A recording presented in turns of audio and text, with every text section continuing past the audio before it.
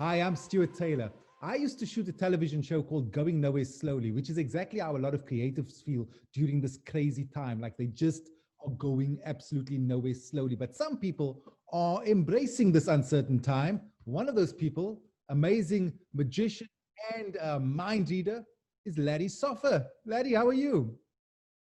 Very good, and you, Stuart. Thanks for having me.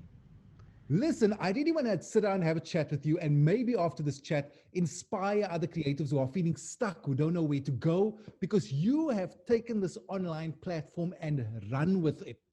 I mean, from the beginning of a lockdown, like 2 or 3 days after them saying we're going to have a lockdown, you online doing Zoom motivational talks. How did you become such an early adopter of this new medium? Well, basically, when lockdown hit, or just before it hit, I first of all thought that it's not going to hit South Africa. Then, when I realized that it's actually going to happen, I spoke to a friend of mine who's in insurance, and his wife suggested, "Why don't you do online shows?" Because I was Right. like, "Wow, this is actually happening. What am I going to do?" And so she said, "Why don't you do online shows?" So then I spoke with him, and he said, actually, the corporate market is going into doing webinars at the moment from what he's experiencing. And I said, well, that's great. Let me put a corporate show together. And I did it within an afternoon. I basically put a show together, a show based on my actual live show that I do at corporates. And then I just tweaked it, obviously, to make it somewhat more suitable for Zoom.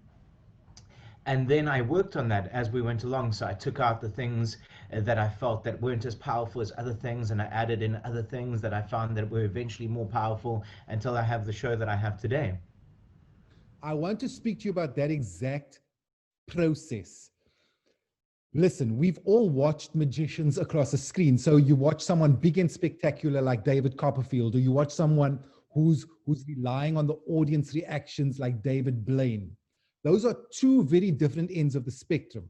And you'll agree with David Copperfield, the magic, a lot of the magic comes from the sound and the lighting. You don't have that luxury on this platform. With David Blaine, a big part of it comes from the audience reactions. He's right there, people are freaking out. You don't have that either. So, what was your starting point in terms of going, well, what'll work, this will work, and this won't work? Well, the basic process was initially just to start. I knew, first of all, that I wanted my show to be totally interactive. And I think for any kind of artist in this kind of platform, it's really important that it's interactive. And I was even speaking to my friends from Good Luck, Ben and Jules, and I was saying to them, you know, you guys have so many songs that people love. And maybe one of the things that you could do is ask people to choose a song, and you could all do a sing along. But I don't know, sing along could sound kind of corny, but you know what I mean. And also what I thought of the other night, let's say a singer had to do that, I know you'd get a lot of feedback on Zoom. You could record a audience kind of sound of everybody singing along, and you could have everybody on mute, but everybody could be singing, and they could feel like they were singing along with everybody, you know. So I think that's a really great idea to keep it interactive, especially in this medium, because it can become very boring sitting in front of a screen. Nobody really wants to do that. And also at the same time, people could just watch you on on YouTube or on your Facebook videos, you know. So why are they coming to watch you on Zoom? I think it has to be very interactive. And so that was my first criteria. So every single effect that I created had to interact with somebody across the screen. So I had to be reading their minds or have them reading my mind. And then there were certain barriers, technological barriers, that I came across along the way, where I had to tune things and fix things, and where now I have a show that works 100% of the time. And one of the other mediums that I had to get used to is actually the technology of Zoom itself, or the technology of these webinar kind of calls, you know. Right now, I found Ecamm, thanks to Conrad, our good friend, and Ecamm has just been a blessing. And so you can use different camera angles, you can use music, you can have applause. And that was one of the things that I had happen at the beginning, was there was a lot of dead space. And one of my friends, who's also a hobbyist as a mentalist, he's actually the guy who's in insurance. He said to me, you know, one of the things that happens is this dead space occurs. So where a comedian would tell a joke, normally you would have the audience laughing, but it becomes very uncomfortable when you tell a joke and nobody's laughing. Not only for the performer, but also for the audience themselves. They don't know if they can laugh. So if you have something like a laughter in the background, it gives them the comfortability to be able to laugh, almost like you're watching a sitcom. And then also the applause, and everybody can applause at home, especially if they're on mute. You can have the applause going. But one of the other things that I realized, and sorry, these are very technical issues along the way that I found out, is that because we're on a platform where if everybody's mic is unmuted at the same time, you get feedback at that point, and because of that, we had to overcome that feedback kind of scenario. So the way that I get everybody to applause is by raising their hands and shimmering their hands, and it's normally an applause that people who can't hear would do. But I don't allude to that. I just say we're going to call this the virtual clap. You'd raise your hands like this and you shimmy your hands, and that way you can show your love. And that shows a lot of excitement on the screen. So for you as a performer, you're receiving that great feedback, and at the same time they feel very comfortable doing this. And even if they're on mute and they want to applause, you have the applause going in the background too. Those are some really valid points. The first one I want to deal with is before we talk about the technical aspects and the interactive aspect, is the idea of just do it, just jump into it. I mean, wasn't that an intimidating process though to now suddenly shift mediums? Well, I guess you can say that, and yes, it was intimidating at first, especially when things didn't go according to plan. But as a magician or a mentalist, you always have to have a backup. I know you're a magician yourself, and you always have to have some sort of a backup. So if things do go wrong, you can guide them in a direction that the audience didn't know was going to go in the first place. So it ends up being a powerful effect for them regardless, even though it didn't end up being the powerful effect that I wanted them to experience, which I would feel that is the most powerful. So I had to get over those kind of hurdles, and I feel that I've really managed to iron it out. At the same time, you have to have the courage to jump into anything. And there's been so many things in my life, so many situations in my life where I've had to just jump into certain scenarios that push me out of my comfort zone. But if you don't fail, you won't know the answers that you need to have to be able to create the solutions in your environment. So if you don't start, you will never do that. And you could try and think of all the scenarios, but you and I both know that performing live is a very, very different kind of situation to practicing in front of a mirror, or to thinking in your mind all the different scenarios that could happen. You could try and cover all the bases as much as you can, but a live situation is so different, and that's where you really learn. And you have to just think on your feet and make it the best possible situation for your audience. I love that idea of small incremental improvements. There was another person I'd spoken to who was talking about making each version of what you do slightly better. Not that the whole thing is necessarily better, but one aspect becomes slightly better, and that's how you grow. That's awesome. I still don't think a lot of people who are watching this necessarily understand how you are reaching through that screen and making it interactive. I mean, as a magician, I would always go, "Hey man, come and stand next to me, pick a card." I fan out the deck of cards, and that's the interaction. So you gotta do a little bit of a demo and show me what you mean when you create an interactive experience in this environment. Can you do something for us? I can definitely do something for you, and I just wanted to say on that point, it's a very, very important point of doing something in increments, but getting started. I was speaking with a #1 bestseller book author yesterday on another interview, and he also talks about in his book, his name's Greg Orm, and he talks about in his book that it's a quantity, not a quality mindset. So if you do enough quantity, you will lead to that quality. Because if you push out that quantity, you'll see this didn't work, that did work, and you'll be able to iron out the rough edges, and you'll eventually be able to streamline everything. Yes. And you just have to have the thick skin to be able to do that. And I know in this kind of environment, it is tough, it is difficult, but you have to have the thick skin to push through and to create the ultimate solution. Because then at the end of the day, by you taking those incremental steps, you eventually become ahead of the rest of the pack.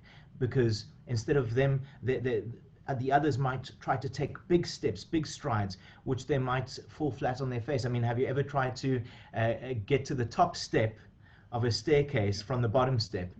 You're going to hurt yourself, right? You've got to take those steps, and then eventually, in a short space of time, if you can take enough steps, take enough increments, or take those emotions forward, then you are eventually miles ahead over a certain point in time, and you just have to cram that all in. But right now, I am going to show you something really cool.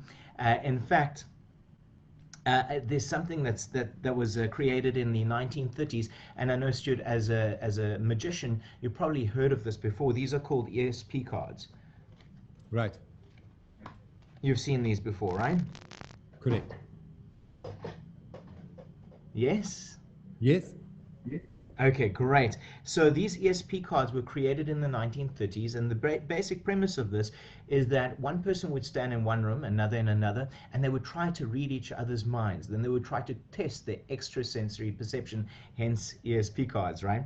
So we have a plus sign, wavy lines, a circle, a star, and a square. And the plus sign could resemble a plus on a calculator, or maybe even an aeroplane. The wavy lines could resemble the ocean, and we could have the circle representing the circle of life. The star, maybe twinkle little star would come to mind, and then a square, or thinking outside of the box, some people might think, right? So if you had to look at these 5 symbols and had to create a 6th symbol in your mind, what would you create? Any 6th symbol, something different to what you see here. Maybe a triangle. Okay, cool. So different people think of different things, and if you had to think of a word that would associate with triangle, I want you to think of that word now. Can you get something coming to mind? Okay. Okay, cool. And change your mind. To a different word. Okay. And then change your mind again. Okay. Okay, cool. So now you even have a word that you didn't even know that you were going to think of, right? So you thought of triangle and you thought of the word. What is the word that you didn't even know that you're going to think of? The final one? Yes. Motorbike. Motorbike. Great. I guess you're thinking of the spokes on the motorbike. Yeah. Something like that, right? Okay, cool. But that's great. Somehow you got to motorbike by associating a few different words, right? So we're going to try this out here. I'm going to get back to those thoughts that you just spoke about a little bit later. But right over here, I've got some duplicate cards, and I just want to mix them up. And I'm going to mix them up completely and choose one, and I'm going to see if you can read my mind, because I believe that we all have these abilities. So let's see if you can do this. So obviously this would either be the square, the star, the circle, the wavy lines, or the plus. Where do you say I put this? The circle. The circle right over here, right? Now, Stuart, do you want to change your mind, or are you happy with your choice? I'm happy. You're happy with the mind you have? Yeah. Great. I'm glad. So, Stuart, you chose circle. Do you want to have a look? I'm Yes. so glad you said yes, because you were absolutely correct. So we'll try this again. I'm going to mix these up a little bit more. Okay, just mix them up. And I'm not even going to look at it this time. You're just going to use your extrasensory perception. Where do you say I put this one? The wavy lines. The wavy lines right over here. And this one? Plus sign. The plus right over here. And how about the last two? Do you want me to stay the same, or do you want me to switch? Switch. You want this one over here and this one over here. Yep. Great. Stuart, I'm going to give you one last opportunity to change your mind. Do you want to stay, or do you want to change? Put the wavy lines card, swap that with a star. With a star over here. So like this and like this. Yeah. This is so crazy because you swapped. I want to see if you actually got this right. In fact, for the star, you definitely did get it right. It's so crazy, right? You could have changed anyway. I mean, even if you get 3 out of 5, this would be insane, yes? Yes.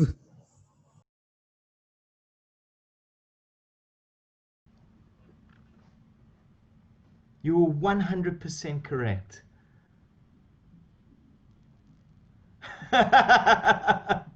So crazy, right? That is mad. That is madness. It is so crazy because you did that. You did that with your own extrasensory perception, your own thought process. And I mean, you didn't even have any doubt in your mind. You just went for it every single time, right? I don't even know what happened right now. And I I, did magic. yeah, totally. And what's even crazier is that you chose two particular things before we got started. This envelope has Yes. been in full view the entire time. I'm going to open up and pull out a piece of paper that I put inside just before we got started with this webinar here today. There's a piece of paper, you can see that, right? Yes. Stuart, this is so crazy. Before we got started, I drew a triangle.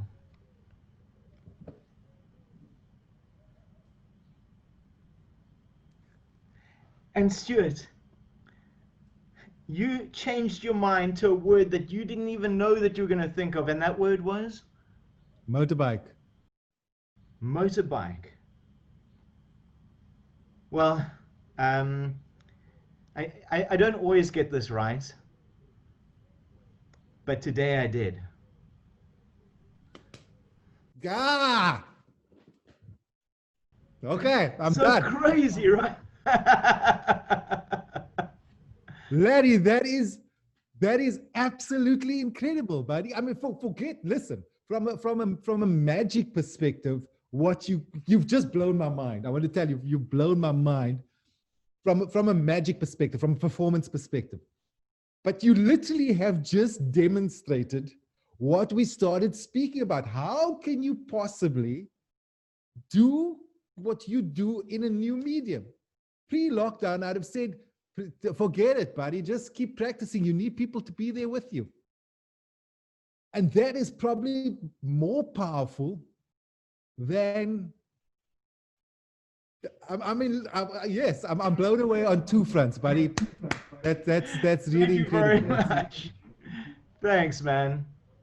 And what I want to point out over here as well is the sleekness of your setup. I think this has truly been one of the hallmarks of what you've brought out over here. And maybe you can talk to us a little bit about that and those decisions. You've got your insignia on your screen over there. I'm not putting that up. That's you. You in that magic trick, you've got two cameras going. You've got two angles going. And then the other thing is your live shows you've been promoting, just some of the most beautiful photography, some of the most beautiful videography, and beautifully packaged. I mean, is this taking a lot of money? Is it taking a lot of expertise? Do you have a big team behind you? How did you get up to this level of sleekness this quickly? Well, it's just myself and my manager, and not many people know this, but she's also my wife, and so she tells me what to do all the time. Yes, yes. No, but honestly, it's really fun. We have a good time together.